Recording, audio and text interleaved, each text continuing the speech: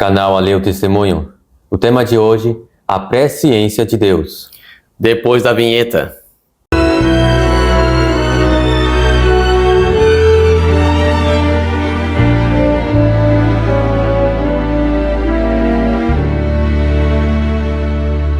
Bom, no calvinismo confunde-se a presciência de Deus com predestinação. E hoje nós vamos tirar a limpo o que seria a verdadeira presciência de Deus e não predestinação. O primeiro texto está em Isaías, capítulo 46, o verso 9 ao 10, que nos diz: Lembrai-vos das coisas passadas desde a antiguidade, que eu sou Deus e não há outro Deus, não há outro semelhante a mim, que anuncio o fim desde o princípio, e desde a antiguidade as coisas que ainda não sucederam. Que digo, o meu conselho será firme, e farei toda a minha vontade. Então vemos que a presciência de Deus é justamente saber as coisas que ainda não aconteceram, anunciar as coisas que não aconteceram. Isso. E agora o próximo texto é em Gênesis 41, os versos 15 e 16. E Faraó disse a José: Eu tive um sonho, e ninguém há que o interprete. Mas de ti ouvi dizer que quando ouves um sonho, o interpretas. E respondeu José a Faraó, dizendo: Isso não está em mim. Deus dará resposta de paz a Faraó. Então, não estava em José porque isso tem a ver com a presciência. Só Deus tem presciência. Temos também Daniel, capítulo 2, o verso 27 e 28. Respondeu Daniel na presença do rei, dizendo: O segredo que o rei requer, nem sábios, nem astrólogos, nem magos, nem adivinhos o podem declarar ao rei. Mas há um Deus no céu, o qual revela os mistérios. Ele, pois, fez saber ao rei Nabucodonosor o que há de acontecer nos últimos dias. Então nós vemos aqui que o nosso Deus é o revelador de mistérios. Algo que estava encoberto que será revelado. Com isso ele mostra a sua presciência. E agora, Apocalipse, o livro de Apocalipse, o seu significado é revelação. Por isso fala assim profecia. Então, toda profecia é algo que está encoberto e precisa ser revelado. Deus é o revelador, Ele quem vem revelar isso, vem trazer à tona esses mistérios, esses segredos. Justamente. Temos também Daniel, o capítulo 4, o verso 17 e o 27.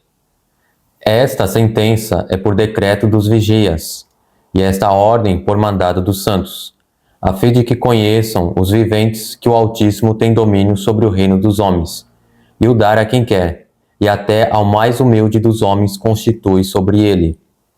Portanto, ó rei, aceita o meu conselho, e põe fim aos teus pecados, praticando a justiça, e as tuas iniquidades, usando de misericórdia com os pobres, pois, talvez, se prolongue a tua tranquilidade.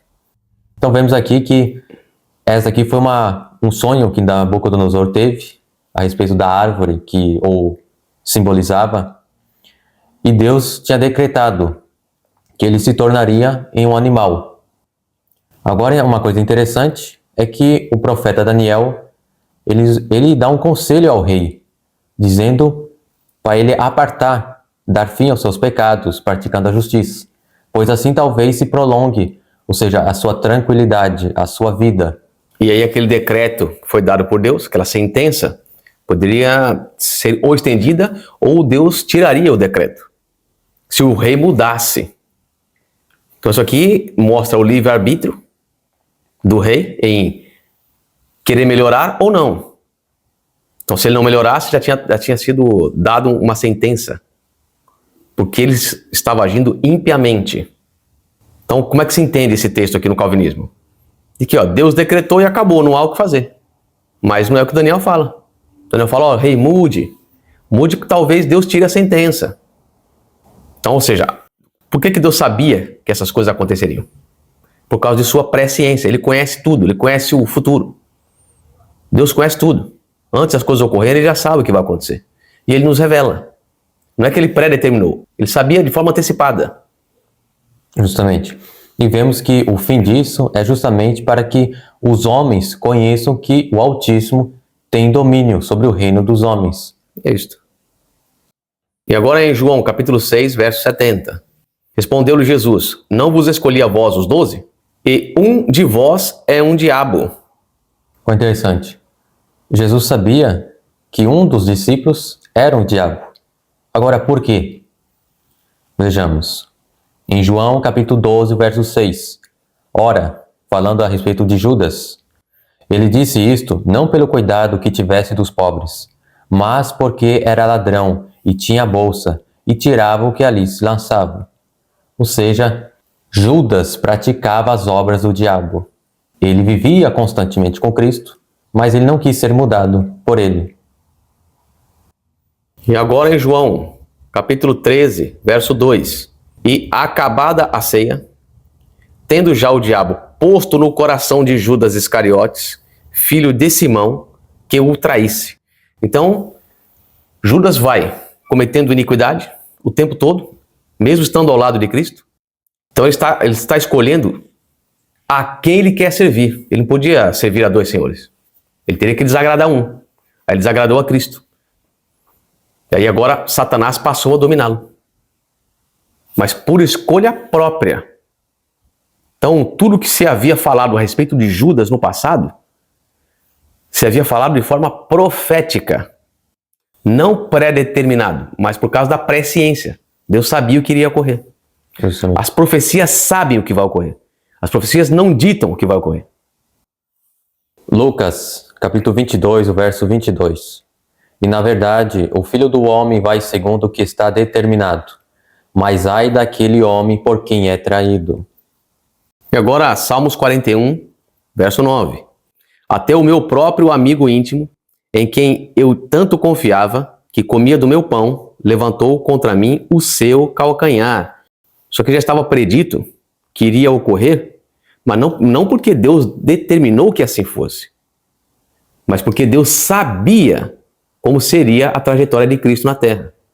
Lembre-se, nós seres humanos somos maus, porque nós temos a natureza caída, natureza pecaminosa. Natural que fizéssemos isso com Cristo. Natural que crucificássemos a Cristo. Natural que rejeitássemos a Cristo. Isso é natural. Só que Cristo veio para salvar os 12, mas nem todos quiseram. Um traiu. Então Deus viu como seria o curso da história de Cristo. Ele não determinou aquilo.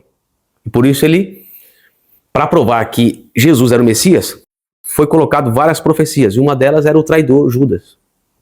Justamente. Temos também João, capítulo 13, o verso 27. E após o bocado, entrou nele Satanás. Disse, pois, Jesus, o que fazes, faze-o depressa. Então vemos aqui que Judas resistiu ao Espírito Santo, resistiu a Cristo.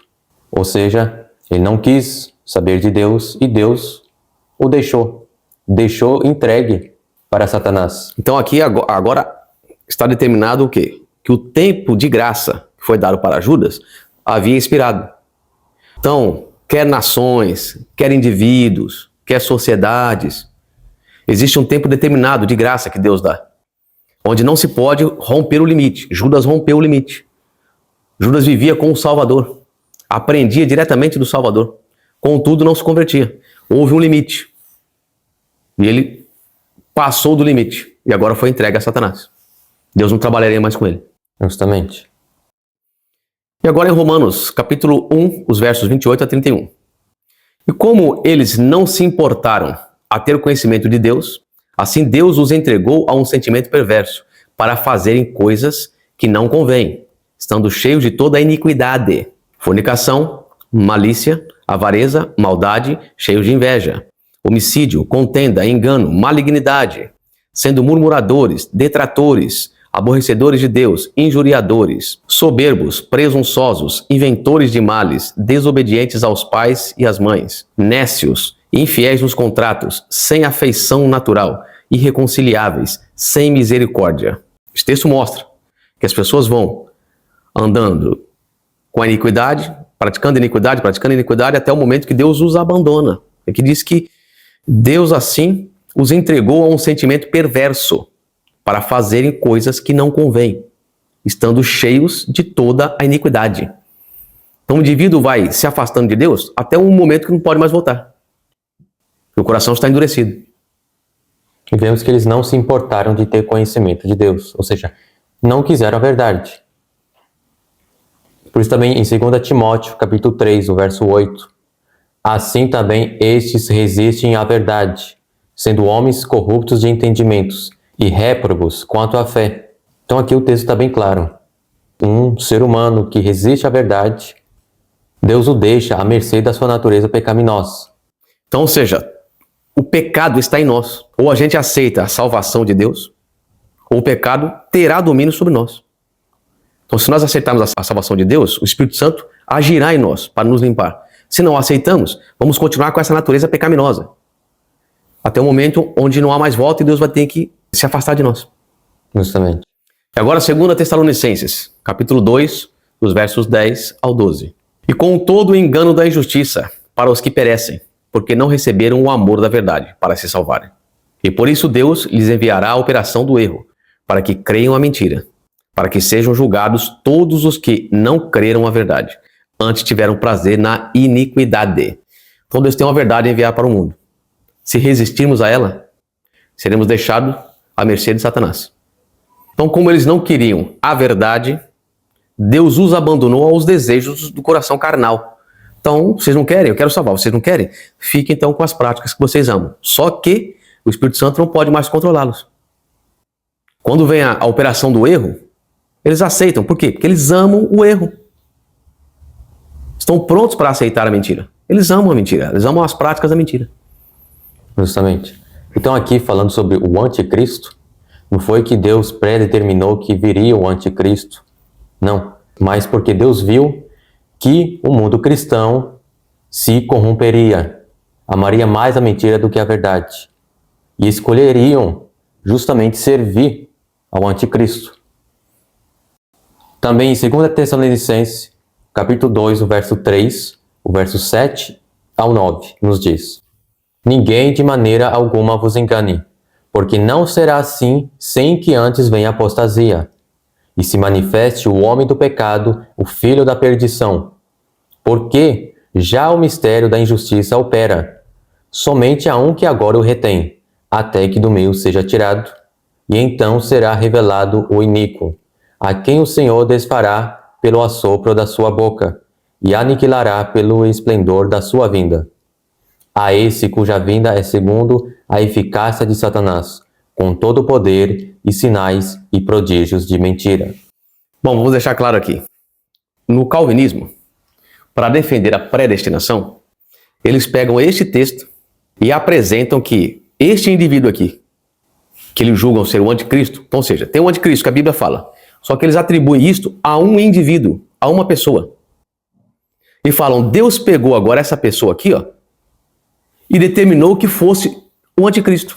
Deus fez o anticristo, Deus criou o anticristo para ser iníquo, para ser mau e para ser destruído por Cristo, para ser vencido por Cristo. O texto não diz isto. Isto é uma interpretação que é dada. Mas o texto não diz isto. O texto não fala que é um indivíduo, nem poderia ser um indivíduo. Mas nós não vamos abordar a respeito do anticristo hoje. Quem seria o anticristo? Ou o que seria o anticristo? Não. Vamos apenas nos apegarmos a este ponto aqui. Deus não criou o anticristo.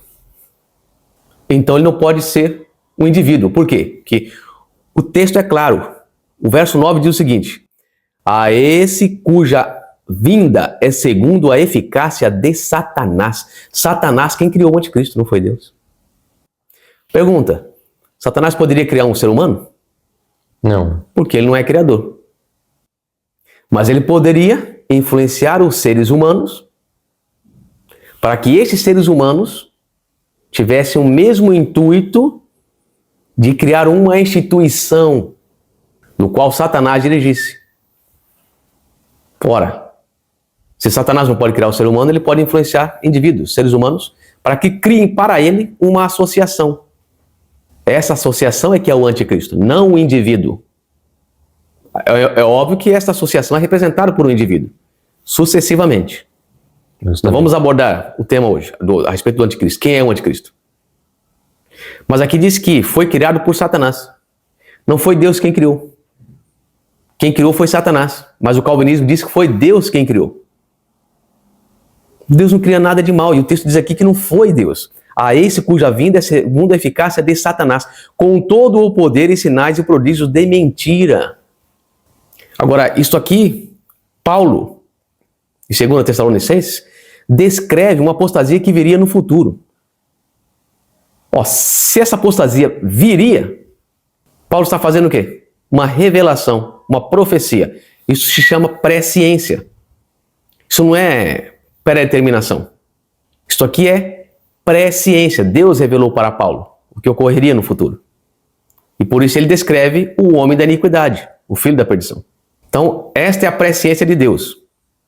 Apresentar o futuro antes que ele ocorra, para nos advertir de não cairmos em erro. Virá uma apostasia, onde essa apostasia vai pegar os filhos da rebeldia, mas meu filho, não caia. Isso é para nos ajudar, para nos salvar da perdição. Justamente. Então vemos aqui que a presciência de Deus é nada mais, nada menos que a profecia. Então, Deus revela o futuro antes mesmo que aconteça. Deus sabe de tudo. A presciência também pode ser chamada de onisciência de Deus. Justamente. Então este é o estudo. Que Deus nos abençoe. Os aguardamos para o próximo, onde começaremos a falar sobre as profecias, a presciência de Deus, a onisciência de Deus. Nos aguardamos até lá, em nome de Jesus. Amém. Amém.